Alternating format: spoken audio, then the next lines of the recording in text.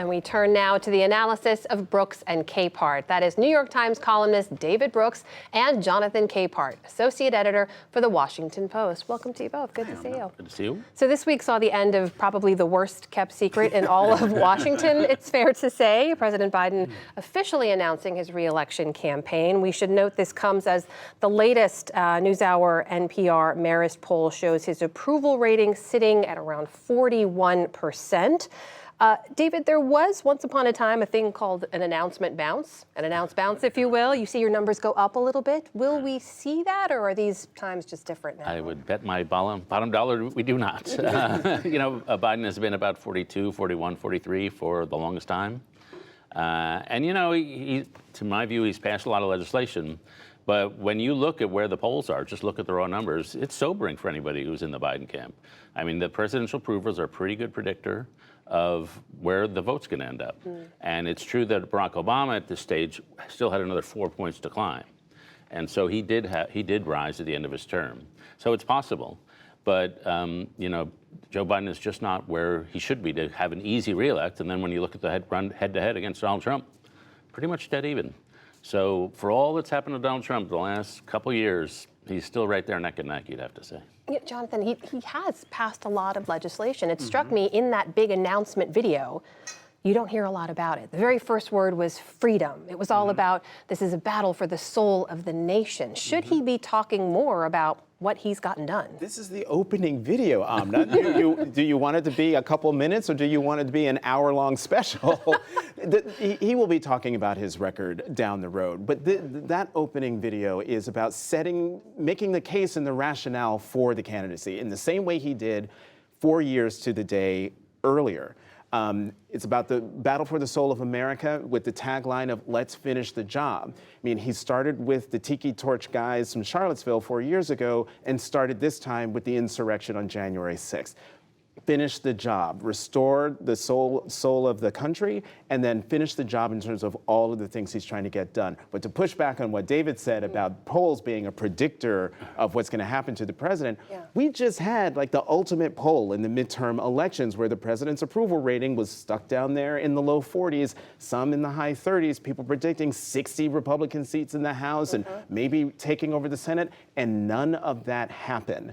And I think that's because the American people were able to do a couple of things, more than a couple of things at the same time.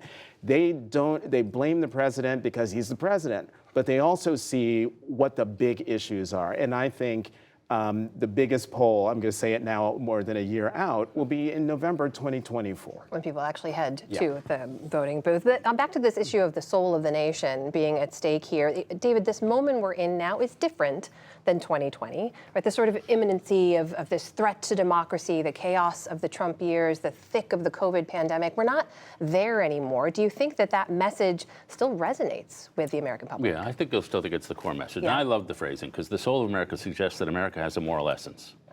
And that moral essence is under threat. And in my view, it's under threat from sort of an amoralistic realism, not only of Trump, but of Trumpism. And that the idea that it's a dog-eat-dog world, people are selfish, you just got to take care of yourself. And I think that's really at the essence of a lot of the Trump philosophy and the Trump worldview. A lot of the Trump supporters I talked to even this week, it's sort of like, we can't help the Ukrainians. We got to take care of ourselves. And I think Biden's instinct is just very different. That we have to have, we have to be a good country.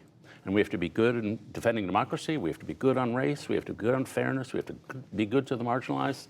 And so I think there is, unlike other presidential elections, there's really a contest between a moral vision and an amoral realism. And so I think he's right to highlight that difference. What about the role Vice President Harris is going to play? She featured very prominently in that video, right? And this is where, to pick up, to take the baton from David on this, this is where Vice President Harris is at her best. We have seen, I think, probably two of the darkly best things to happen to her, the Dobbs decision, because she went right out there and started talking about freedom and liberty for women and their choices about their own health care.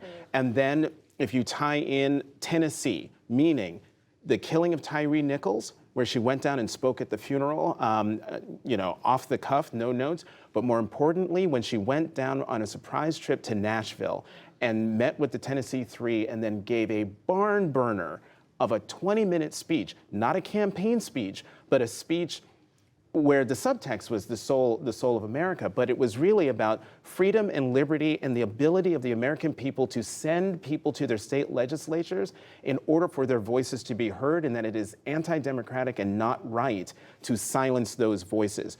You must watch that speech. If you want to see the real, true Kamala Harris, what drives her, her values, that is it. And so you put what David said about the president, add that to Vice President, what I just said about Vice President Harris, and you have a formidable ticket going into 2024. It has been interesting to see. She was tethered to the Senate for so long, having to stay close and be the tiebreaker. We're seeing her out and about a lot more now. Right, between being freed from having to cast a tie-breaking vote, but also the pandemic. Those two things, I think, stunted her ability to really get out there and really own the job. So this week we also saw a seismic shift for the most powerful conservative platform in the country. The primetime host Tucker Carlson was fired from Fox. David, what does his ouster mean for the network and for those millions of folks who tuned in to watch him every night? Well, Fox is an entertainment network, but it's also a company. And executives don't like it when you annoy them over and over and over again. And one has a sense that Tucker was sending emails, he was internal fights, squabbles, he was going further than they were comfortable with. And there's one thing we know about Fox is bigger than any person on Fox. And so they got rid of Bill O'Reilly, they got rid of Megyn Kelly, they will get rid of you if you are trying to think you're bigger than Fox. And so they did it. It was a very bold move. Their viewership has fallen in half. And so, I was shocked by it. I thought they'd never do it, but Tucker has successfully built a very successful thing at doing what he does. And they decided business over pleasure. Were you shocked by the decision? I was shocked simply because, you get to the level of Tucker Carlson or O'Reilly, you think they're untouchable, until which time the company says, you are more of a liability than, we care to deal with. What I'm wondering, though, is what impact will Tucker's firing and disappearance from Fox have on the Republican Party? Will they stand on their own, however many feet they have, and start articulating a vision for their party and for the country that is independent of Tucker Carlson and Fox? And I don't know if they even know how to do that anymore. David, does someone else just step into that role? We have to point out that the lie of the 2020 election being stolen, all of that was, Tucker Carlson was one of the leading voices pushing that lie, getting millions of people to believe it. They still believe it today. Right. Tucker was following the audience. He was not leading the audience, in my view. He was at the Daily Caller before Fox. He saw what the audience wanted. He brought that to Fox. And he represents the one version of the Republican future, which is a pure populist vision. Tucker was very against hedge funds, very against corporations, very against big tech. He takes the social conservatism and he takes an anti-corporate populism. And that is one version of the Republican future. And I think that audience will be there. And if the audience is there, well, then Tucker will be there on some other network. And whoever steps in to be the new Tucker will probably be there too. Jonathan, before we go, we've got a minute and a half left, and I want to ask you sort of from the White House perspective on this. We now have, when it comes to the debt ceiling debate, the opening salvo from House Republicans, their spending plan that House Speaker Kevin McCarthy has wrangled his conference to get behind. What do you make of the way President Biden is handling this, saying no negotiations? Well, I think the president is right. Look, in a perfect world, the president presents his budget, which he actually did last month. The Speaker of the House presents his budget, which he has yet to do. Instead, he's passed by 2 votes a spending plan that holds the debt ceiling hostage in order to get it done. What should be happening is dual-track conversations. A clean debt ceiling bill, while at the same time the president with his budget and the speaker with the Republican conference budget sitting at a table and hammering out all of the things that they want to do in terms of fiscal year 2024. That's not happening. And I think the president is right to say, look, I'm ready to negotiate when you want to negotiate a budget, but I'm not going to negotiate over the debt ceiling. David, I know we're going to be talking about this a lot, but I have another 30 seconds or so. Anything you'd like to say on this? I think, Biden was saying, I think the Biden people thought McCarthy would never be able to do this. He thought there'd be too many Republican defectors. McCarthy pulled it off. It might be nice to split these into 2 tracks, but Republicans have leverage on the debt ceiling. That's where you got to meet him. We will be speaking about this a lot more, I'm sure, in the weeks ahead. David Brooks and Jonathan Capehart, thank you so much. Thank you.